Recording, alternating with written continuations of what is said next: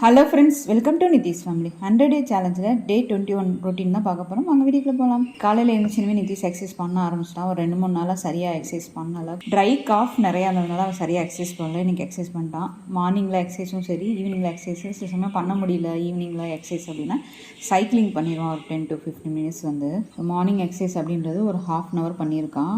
எல்லா எக்ஸசைஸுமே 2 set 30 கவுண்டில் 2 set பண்ணியிருக்கான். So காலையில் வந்து நிதிஷ் ஜூஸ் எதுவும் குடிக்கல. அதிமதுரம் ஊற வச்ச தண்ணி தான் எடுத்து குடிச்சிக்கிட்டான். அந்த இருமலுக்கு நல்லா கேட்கும் அப்படின்றதுனால அதுதான் இது பண்ணிக்கிட்டான். ஸோ சூடாக நல்லா குடிக்கிறதுக்கு கரெக்டாக இருந்தது அவனுக்கு. அப்புறம் காலையில் சாப்பாட்டுக்கு டைரெக்டாகவே போயிட்டான். காலையில் வந்து எல்லாத்துக்குமே வந்து முட்டை ஆம்லேட் மாதிரி தான் போட்டிருக்கேன். ஊத்தாப்பா மாதிரி 3 முட்டை, பன்னீர் வந்து 100 கிராம் போட்டிருப்பேன். 2 வெங்காயம், 1 குடமிளகா, கேரட் எல்லாம் போட்டு பண்ணுறது தான். ஸோ 4ஆக பிரிச்சுக்க வேண்டியதான். ப்ரோட்டீனும் நிறையா இருக்கும், அதே நேரத்தில் வயிறும் நல்லா ஃபில்லிங்காக இருக்கும். காய்கறி, ஃபைபர் எல்லாம் சேர்ந்து இருக்கும்.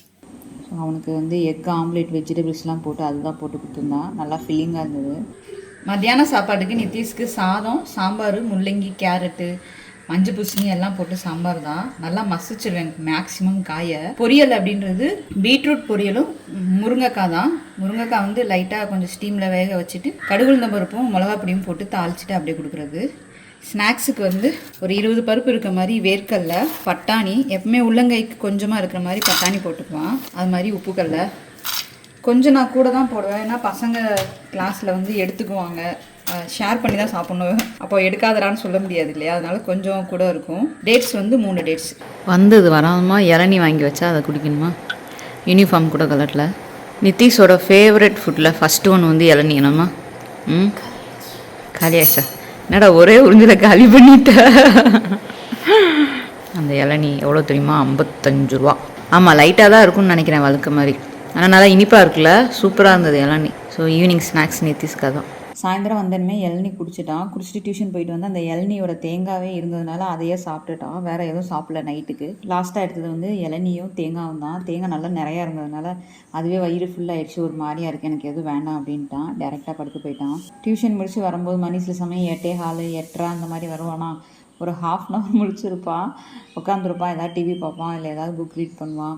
அதுக்கப்புறம் அவன் டயர்டாகிடுறான். அதுக்கப்புறம் எதுவும் சாப்பிடணுன்னு கூட அவனுக்கு தோண மாட்டேங்குது, தூங்கணும் அப்படின்னு தான் தோணுது, அதனால தூங்கிடுறான். டே 21. டே 21 டே 21 எக்ஸசைஸா மார்னிங் பண்ணேன். So cycling, no junk food. Weight வந்து 6.6. ஓகே, குறைஞ்சிட்டே வருதோ. அது 2 நாள் ஃபீவரில் லிக்யூடாக தானே சாப்பிட்ட, சூப்பாக தானே குடித்த, அதனால தான் குறைஞ்ச மாதிரி காமிக்குது.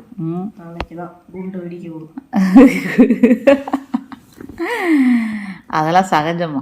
நீ எக்ஸசைஸை மட்டும் டெய்லி விடாமல் பண்ணு, அதுதான் முக்கியம். நம்மளுக்கு எந்த ஒரு விஷயத்தையும் விடாமல் கண்டினியூவாக ஃபாலோ பண்ணணும். நம்மளுக்கு வந்து வெயிட் லாஸ் முக்கியம் இல்லை, உடம்பு வந்து நல்லா ஸ்ட்ரென்த் ஆகணும்.